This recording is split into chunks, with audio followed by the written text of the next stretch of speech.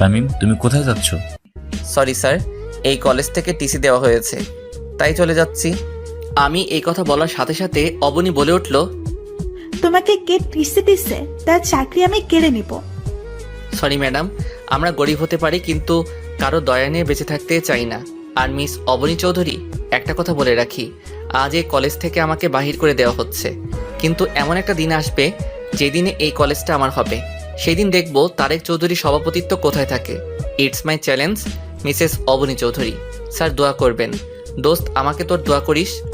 এই বলে ক্লাস থেকে বাহির হয়ে সোজা বাবাকে নিয়ে বাড়িতে চলে আসলাম। কিন্তু এতেই কি তামিমের বিপদ শেষ, নাকি সামনে আরও বড় বিপদের সম্মুখীন হবে? তামিম কি আদৌ জানে যে আরও বড় বিপদের সম্মুখীন হতে হবে? অন্যদিকে অবনীকে নীলা বলল, দোস্ত, ওই খ্যাত এগুলো কি বলে গেল? আমি কিছুই বুঝতেছি না, তামিমকে কে টিসি দিছে? কিন্তু প্রিন্সিপাল স্যার ছাড়া আর কে করবে? আজ ওই প্রিন্সিপালের চাকরি আমি নিয়ে ফেলবো। তার সাহস হয় কি করে আমার কলেজাকে কলেজ থেকে টিসি দেওয়ায়? তুই কি তামিম মানে ওই খ্যাতকে ভালোবাসিস? ওই একদম খ্যাত বলবি না। আর তামিমকে আমি খুব ভালোবাসি। তামিমকে ছাড়া আমি বাঁচবো না। তুই ভেবে বলছিস তো? এখানে এত ভাবার কি আছে? আমি আমার তামিমকে আবার ফিরে পেতে চাই, তার জন্য আমি সবকিছু করতে রাজি। তারপর নীলা যা বলল সেটা শোনার জন্য হয়তো অবনী প্রস্তুত ছিল না। সরি অবনী, আজ আমার জন্য তামিমকে টিসি দিয়েছে। মানে কি বলতে চাইছিস তুই? আসলে আমি আঙ্কেলকে বলেছি যে তামিম তোকে বিরক্ত করে, তাই আঙ্কেল কলেজে এসে তামিমকে টিসি দিছে। তখন অবনী ভাবল, কি এখন আমি কি করব? আমি কি আবার তামিমকে হারিয়ে ফেলবো? না, আমি তামিমকে হারাতে চাই, কিন্তু আমার বারবার কেন মনে হচ্ছে আমি হারিয়ে ফেলেছি। না, আজ যে করেই হোক তামিমের বাসায় যেতে হবে। কিন্তু আমি তো তামিমের বাড়ি চিনি না। তো কি হয়েছে? তামিমের বন্ধু রাফির থেকে জিজ্ঞেস করব। কি ভাবতেছিস? কিছু না। এই বলে ক্লাস থেকে বেরিয়ে সোজা বাড়ি চলে গেল। এদিকে তামিম আর তার বাবা বাড়ি পৌঁছে গেল। তারপর যা বাবা বলল, যা শুনে তামিমের মাথার উপর আকাশ পড়েছে এমন অবস্থা হয়ে গেল। একদিনে দুইটা জ্বর তামিম সামলাতে না পেরে ব্যালেন্স হারিয়ে বসে পড়ে। কারণ তামিমের বাবা তামিমকে বলল, তামিম যখন বাড়িতে ঢুকতে যাবে ঠিক সেই সময় আব্বু বলল, তুই কোথায় যাচ্ছিস? কেন আমার রুমে? তুই আর এবারে কেউ না।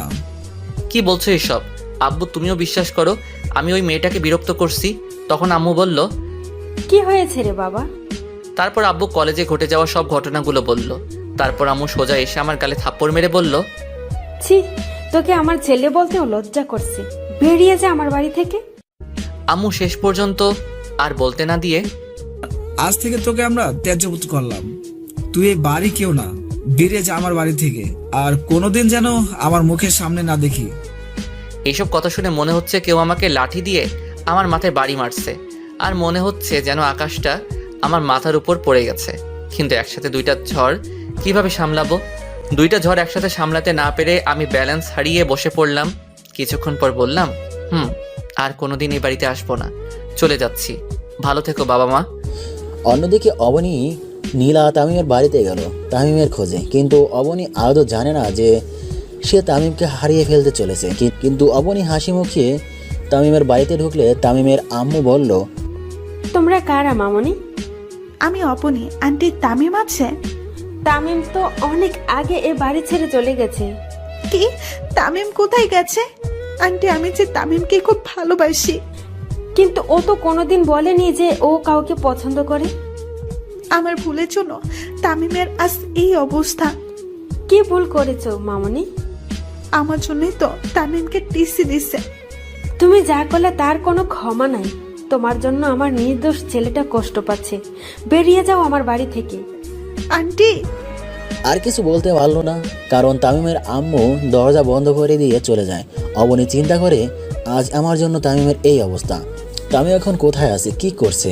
আচ্ছা, রেল স্টেশনে গিয়ে দেখি সেখানে তামিম আছে নাকি। থাকলেও তো থাকতে পারে। তারপর অবনী রেল স্টেশনের দিকে ছুটে যায়, কিন্তু কপাল খারাপ, সেখানেও তামিম নেই।